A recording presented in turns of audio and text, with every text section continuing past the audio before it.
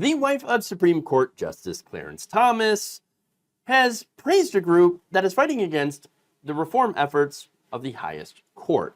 Now, the group is called the First Liberty Institute, and it's run by a man named Kelly Shackelford. Now, the group is described as the largest legal organization in the nation dedicated exclusively to defending religious liberty for all Americans. Now, you might think, oh, the religious liberty, right? No, that's essentially code for white right-wing Christians and those who enable them. So it's no surprise that Virginia Thomas loves them.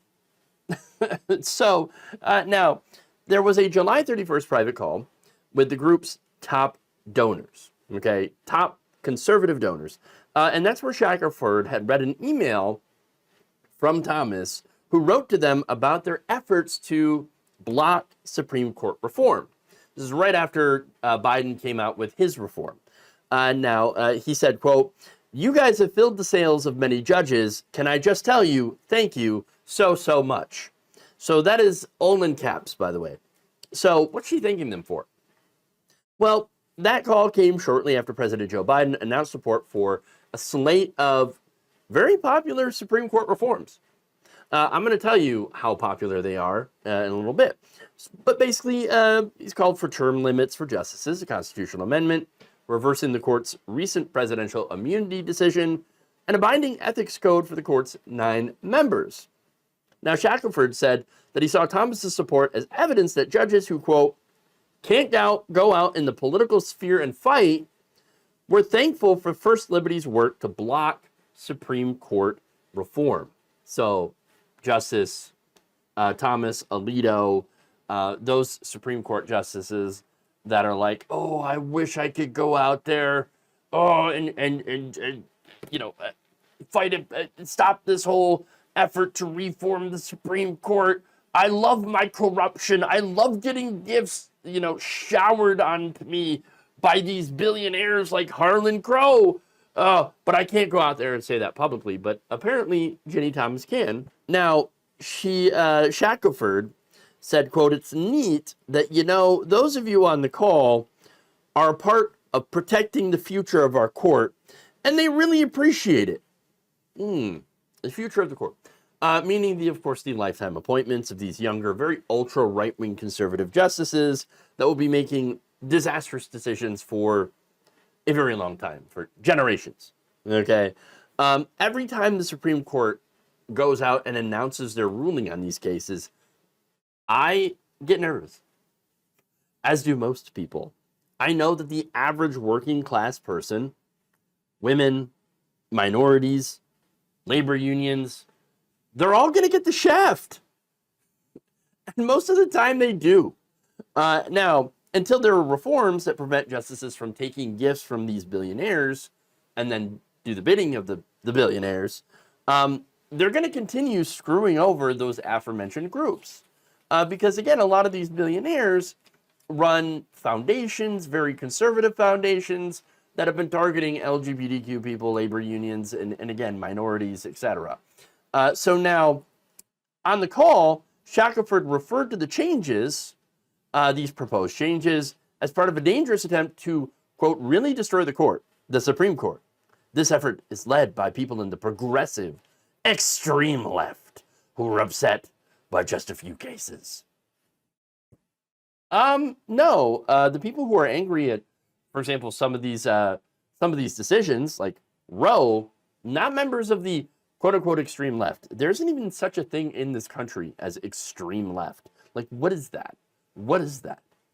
According to polling, 58% of respondents said that overturning Roe is bad for the country. 55% of Americans viewed Roe favorably. Only 30% saw this decision by the court as good for the country, and 28% found Roe unfavorable. That's the polling. So this guy, Shackelford, wants to call the vast majority of this country members of the extreme left. Oh. No, well, it tells you exactly where they're at.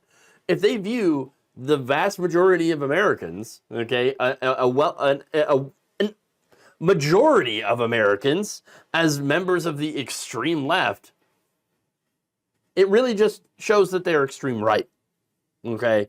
Now, Shackelford also attacked Justice Elena Kagan as, quote, both treasonous and disloyal after she endorsed an enforcement mechanism for the court's newly adopted ethics code in a recent public appearance. Because right now, the ethics code does nothing. If it's not enforceable, what's the point? It's just a polite suggestion. Hey, remember, don't be corrupt and take those gifts.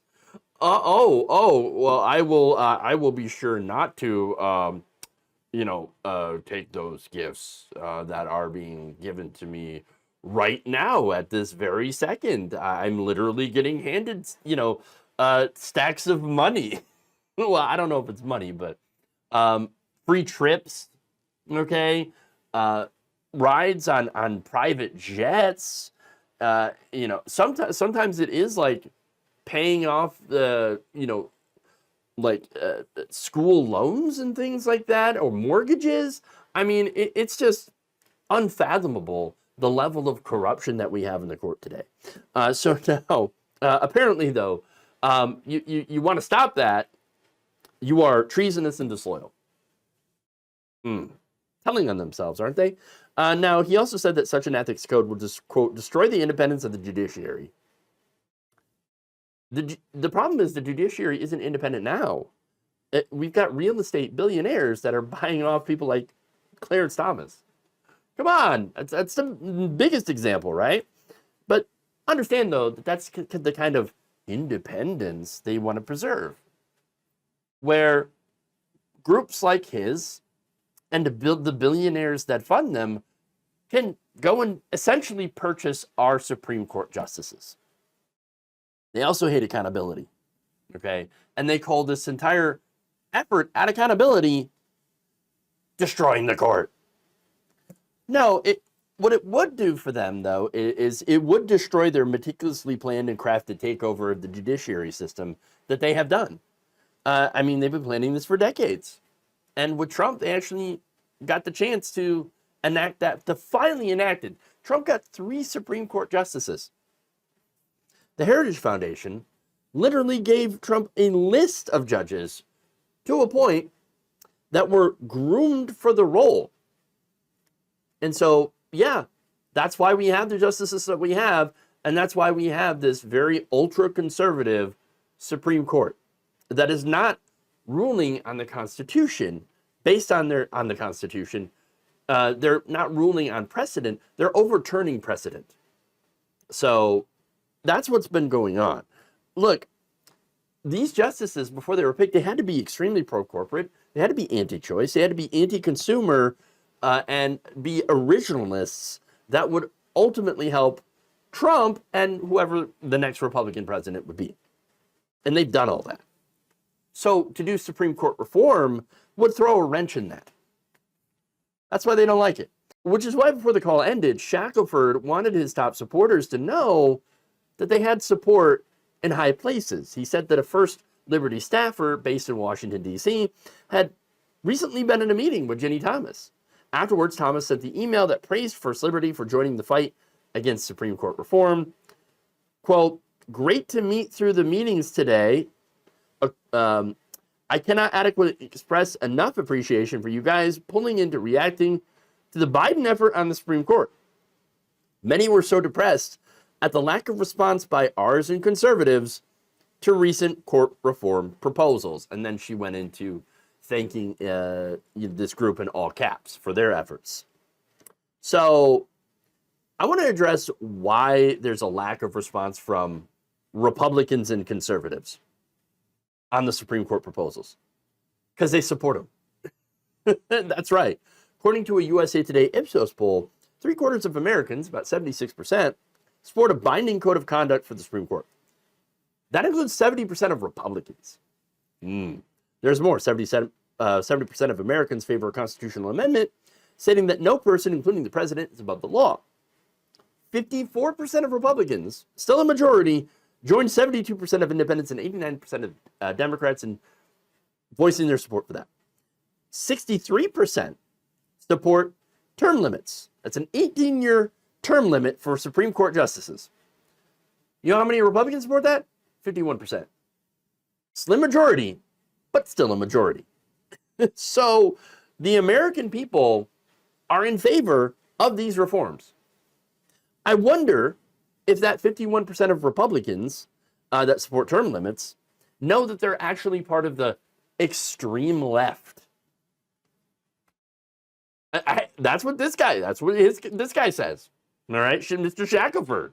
Oh, those extreme leftists, 51% of Republicans that support the term limits, 70% of Republicans, that support the binding code of conduct. Oh, extreme leftist.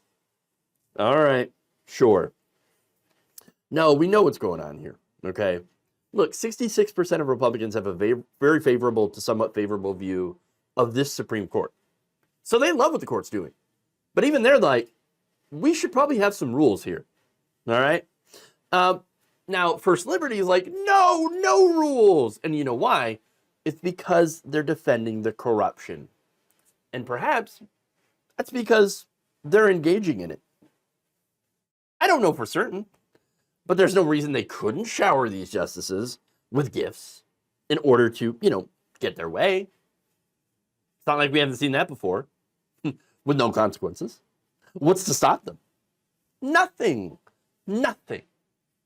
No, it turns out that even Republican voters, okay, are sick of this kind of corruption and want reform, despite what this group is telling you.